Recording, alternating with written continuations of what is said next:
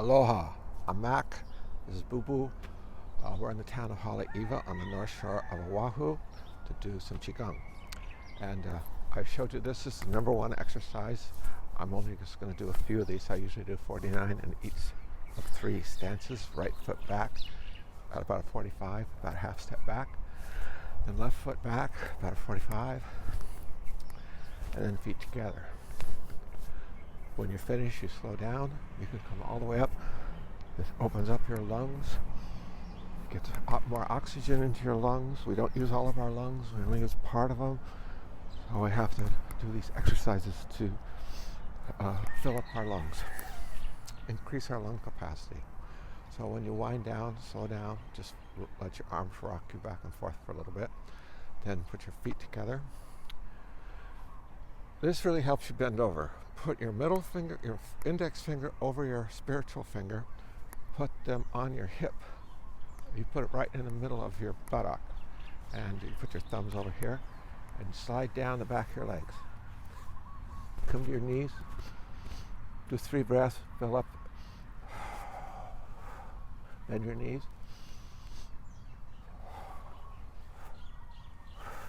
Arch your back. Push into your lumbar region, into your sacrum.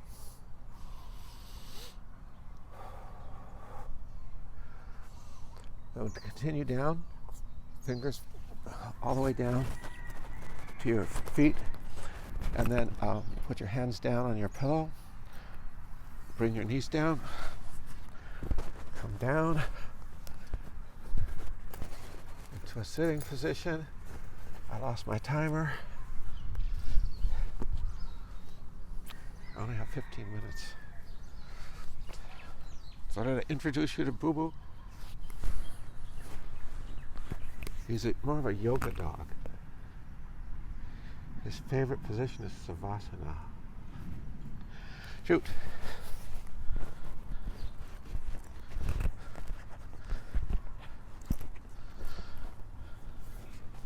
I'm sitting on 2 pillows because I want to just raise myself up a little higher.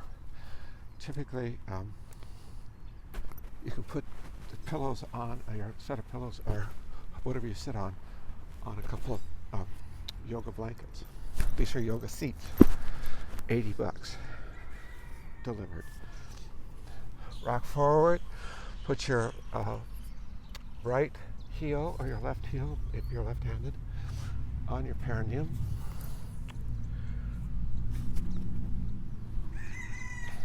This kind of seals you off.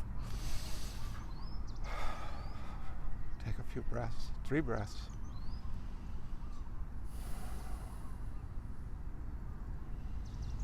You can even om. Oming is good practice. It's a vibration, it's a sound, and it's a vibration. Om.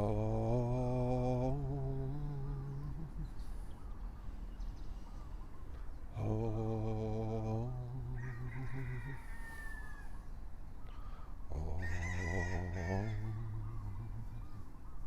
Om. Om. Om.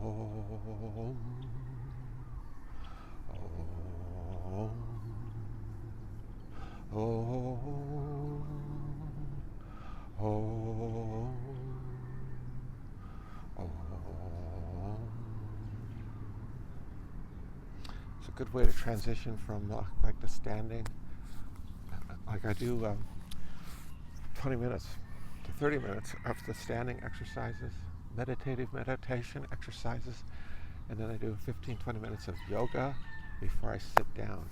And so sitting down is your goal. Try to sit on the ground, on the floor of your house. On the ground is even better if you're in a place where you can do that.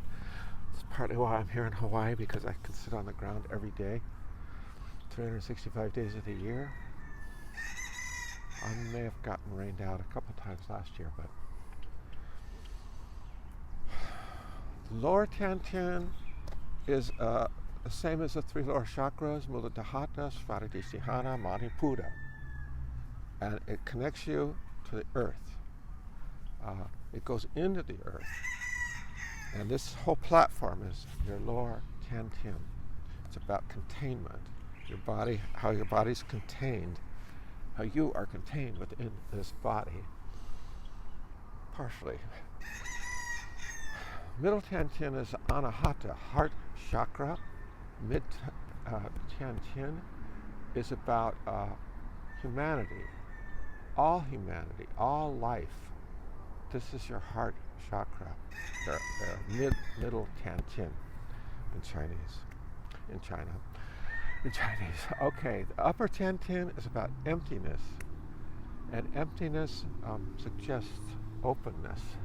We empty ourselves. So before we go into a form like a Tai Chi or yoga or Qigong, especially Qigong, we want to empty our mind. Like all the things that we've been thinking of, like I've been reading this morning, it's just like let it go, clear it out. And then wish for an epiphany. You can say you're going to have an epiphany, you're going to say you're going to have one of those light bulb experiences, and then let that go too. So that, because during your movement, during your form, during this sitting, you can very easily have enlightening moments, or shortly thereafter. Okay, do 3 reverse breaths. Fill up your stomach as much as you can. Let go. Let go into your perineum, into the ground. It's kind of a waste of time here. Whoops, sorry. Okay.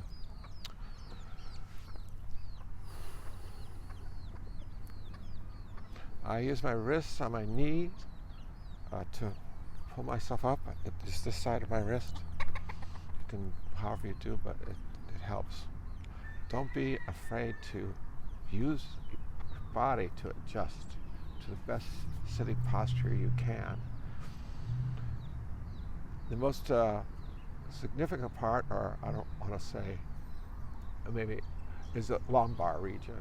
This part, because your body, your lower body is connected to your hips, your legs, you've got a lot of bones there. Your upper body has your ribs and your shoulders. There's nothing, not much here in the middle, just your spinal cord. So this is a very significant space as a lower Tiantian.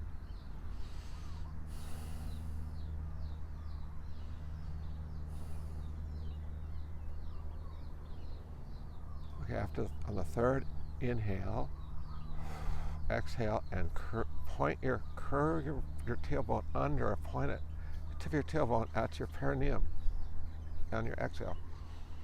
Then on your inhale, come up your spine, up your coccyx, up your sacrum, past your lumbar, into your thoracic region.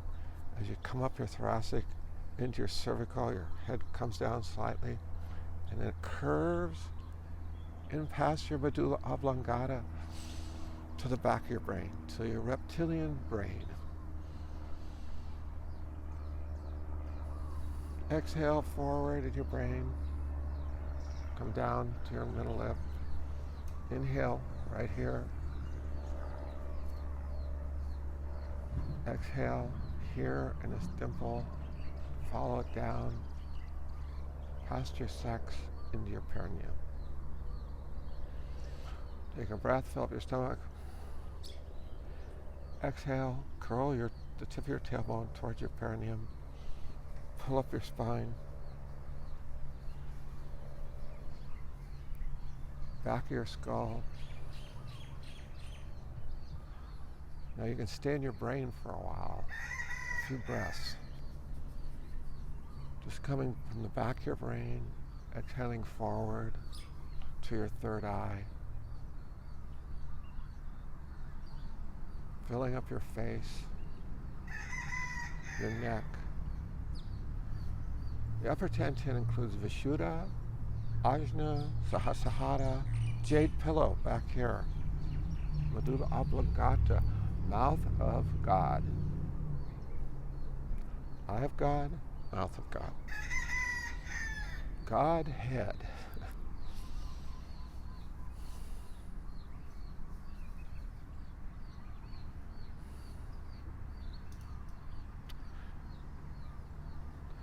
it's very important to practice following pathways. Like if you just, for a moment, take in a breath and put your attention on your shoulder, and then try to follow a line down to into your middle finger. You can come down the front side, down the side, down the back, whatever. You just let it follow its a natural course. But your objective is to get from here to the middle finger tip.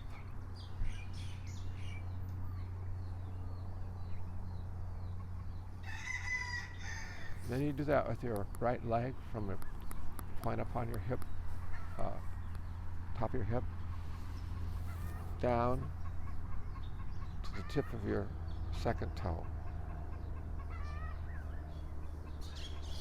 Remember, an inhale is energization, that's yang, it's a yang breath.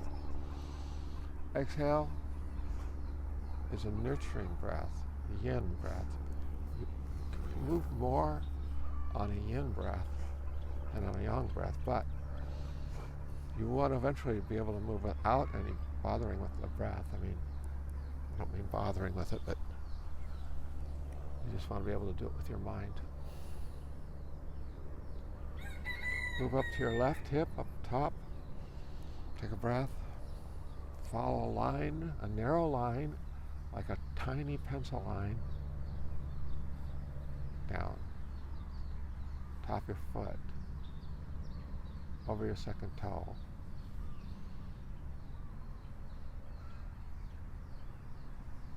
Back up to your hip. Go to your left shoulder. Take a breath. Exhale and follow a narrow line down to the end of your middle finger.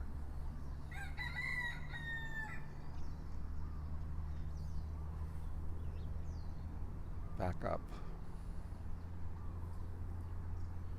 You can go to the top of your head and follow that exhale. Take a breath, follow it down your spine to the tip of your tailbone. You can come back up your spine. When you go down your spine, you can go down both arms at the same time. You can continue down your back at the same time and come around your ribs to your front. Same when you get down here in your lumbar region. And when you get to the sacrum and the coccyx, you go onto your sex and you go down your legs into your feet. So we practice that. The thumb represents infinite consciousness. The first finger represents personal consciousness. The middle finger, spiritual consciousness. The ring finger, relationship consciousness. The little finger represents your transgressions and humility. So, infinite consciousness, personal consciousness, spiritual consciousness, relationship consciousness, transgressions, and humility. So we do these massages different ways with our fingers, joints, a little pressure on each joint.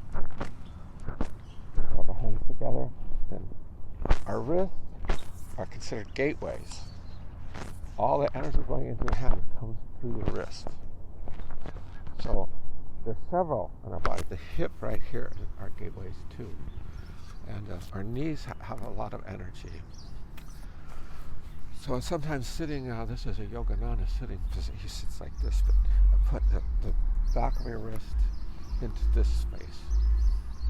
This is good because you can work on your posture while you're sitting like this.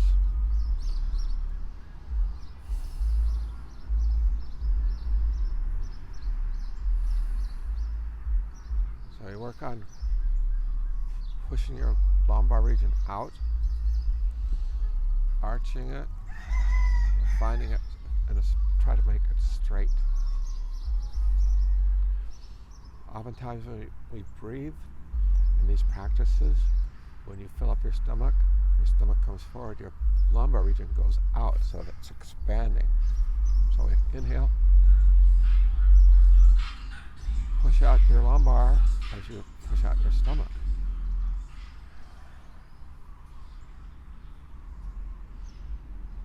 This is crucial in sitting, and sitting is important.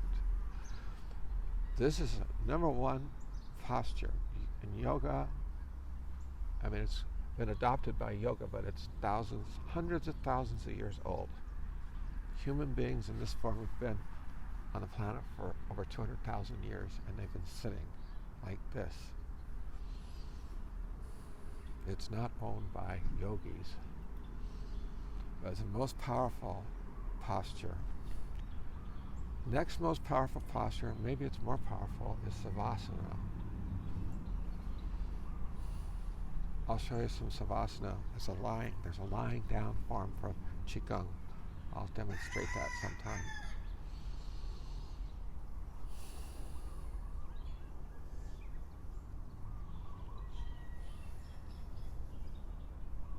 This is Qigong. Okay, that's all the time I have. Namaste. Boo-boo.